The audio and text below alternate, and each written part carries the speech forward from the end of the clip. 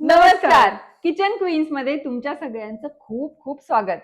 मनीषा, पदार्थ एक असतो पण प्रत्येकाची त्याची करण्याची पद्धत वेगळी असते. आणि तुम्हाला माहितीये का, करण्याची पद्धत बदलली की त्या पदार्थाची चवही बदलते. आता बघा ना, पोहे हा प्रकार सगळ्यांच्या स्वयंपाकघरात नाश्त्याला होतो. हो, मला माहिती आहे आज तू थोडे वेगळ्या प्रकारचे पोहे दाखवणार आहेस, पण थोडं आपल्या स्टाईलनी सांगूयात.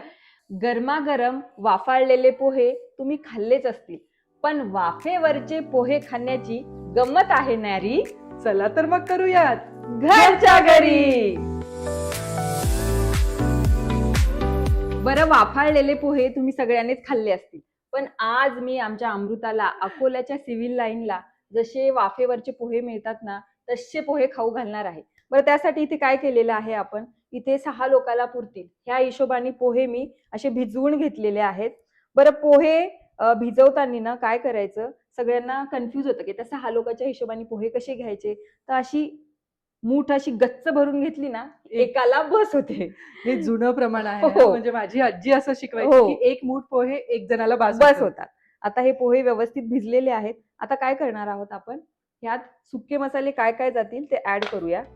सगळ्यात अगोदर हळद, चवीनुसार मीठ, चवीनुसार पिठी साखर, आणि काय करू, याला व्यवस्थित मिक्स करून घेऊया.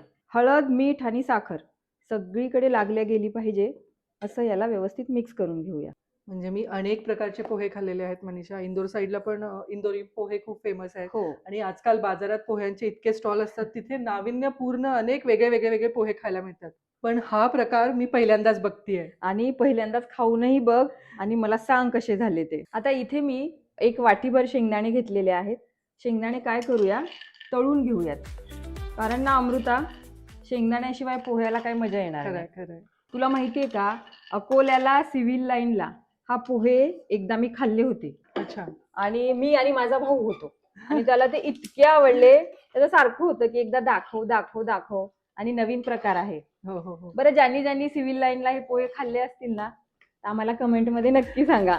शेंगदाणे छान तळून झालेले आहेत, ते आपण काढून घेऊया. आता आपण काय करूया, ह्याला एक मस्त छान अशी फोडणी घालणार आहोत. तेल थोडंच वापरायचं, तेल जास्त घ्यायचं नाही. आता इथे मी साधारण 2 चमचे तेल घेतलेलं आहे. तेल गरम झालेलं आहे. मोहरी, 1 चमचाभर मोहरी. इथे 7-8 हिरव्या मिरच्या घेतल्यात आपण, ते घालूया. आणि 10-12 कढीपत्त्याची पानं. मिरची व्यवस्थित भाजल्या गेली की अर्धा चमचा हिंग मिक्स करायचं, आणि ही फोडणी या भिजवलेल्या पोह्यावर घालायची. आपली जी सगळी जिन्नस आहेत, आपण काय करू, व्यवस्थित सगळं मिक्स करून घेऊया. आता शेंगदाण्याचं प्रमाण तुम्ही तुमच्या आवडीनुसार कमी जास्त करू शकता. अमृता, मला ना प्रत्येक घासाबरोबर शेंगदाणा आवडतो. पोह्यात शेंगदाणे जास्तच चांगले लागतात. त्यामुळे मी जास्त घातले आहेत. आणि ते तळलेले शेंगदाणे असे कुरकुरीत दाताखाली आले ना, हो, मज्जा येते पोहे मज्जा खाताना. येते, खरंच येते. आता हे मिक्स झालेलं आहे, आणि आपण ना वाफेवरचे पोहे करत आहोत. त्यासाठी मी इथे काय केलेलं आहे, आपण स्टीमर ठेवलाय गरम करायला, आणि तो गरमही झालेला आहे. तुम्ही ना, आता हा मी इथे कपडा ठेवलेला आहे. तुम्ही डायरेक्ट ह्याच्यावरती चाळणी ठेवून मध्ये काहीतरी भांडं ठेवून मगही वाफ देऊ शकता. पण जेव्हा आपण कपडा ठेवून वाफ देतो ना, तेव्हा वाफ ना एकदम दणदणीत बसते. आता पाणी गरम झालेलं आहे, तर आपण पोहे त्यामध्ये टाकणार आहोत. अच्छा, हे आता असे पोहे आपल्याला वाफवायचे आहेत. हो, वाफवायचे आहेत. अच्छा. आता काय करूया, आपण याला एक 10 ते 15 मिनिटं याला वाफेवरती शिजू देणार आहोत. आणि गॅस आपल्याला मीडियम का फुल? हो, जर का पाणी छान दणदणीत उकळलेलं असेल ना, तर मीडियम गॅसवरती याला 10 ते 12 मिनिटं किंवा 15 मिनिटं असं तुम्ही याला वाफ येऊ द्या. 12 मिनिटं झालेली आहेत. आपल्या पोह्यांना वाफ छान बसली आहे की नाही ते जरा बघूयात.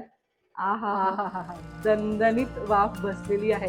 तू बघशील कलर एकदम छान एकसारखा आलेला आहे. एकदम सुट्टे आणि मऊसूद असे पोहे झालेले आहेत बघ. म्हणजे असं वाटत नाहीये पोह्यांकडे बघून की आपण ह्याला फोडणी दिलेली नाहीये, म्हणजे फोडणी देऊन पोहे केलेले नाहीयेत. आता काय करूया, 1 लिंबाचा रस आपण इथे घालणार आहोत, आणि थोडीशी बारीक कापलेली कोथिंबीर.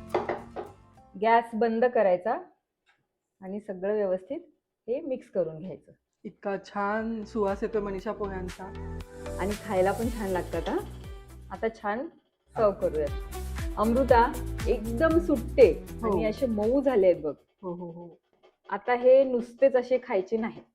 आता हे पोहे सर्व करायची पण एक पद्धत आहे हा. म्हणजे सिव्हिल लाईनला ते काका कसे द्यायचे, आता मी तसेच देणार आहे. ह्यावरती बारीक कापलेला कांदा, अच्छा, म्हणजे कांदा आपण वरून घालतोय. हो कांदा वरून घालतोय, आणि त्याच्यानंतर अशी शेव, थोडीशी कोथिंबीर. अमृता, आपण एखाद्या ठिकाणी गेलो आणि तिचा फेमस पदार्थ आपण खाल्ला आणि घरी केल्याच्या नंतर त्या पदार्थाची चव जर का सेमच आली ना, मनाला खूप समाधान मिळतं. अगदी खरं आहे. असेच जर स्ट्रीट स्टाईल पदार्थ फेमस असतील कुठल्या विभागात आणि ते तुम्हाला पाहायचे असतील, तर आम्हाला कमेंट बॉक्समध्ये नक्की सांगा. आम्ही ते करून दाखवू. या पोह्यासारखेच असेच नवीन नवीन पदार्थ आम्ही तुम्हाला करून दाखवणार आहोत. पण तुम्हाला त्यासाठी काय करावं लागेल, तुम्हाला आमच्या चॅनलला लाईक, शेअर आणि सबस्क्राईब करावं लागेल. आणि त्यासाठी पाहत रहा किचन क्वीन्स.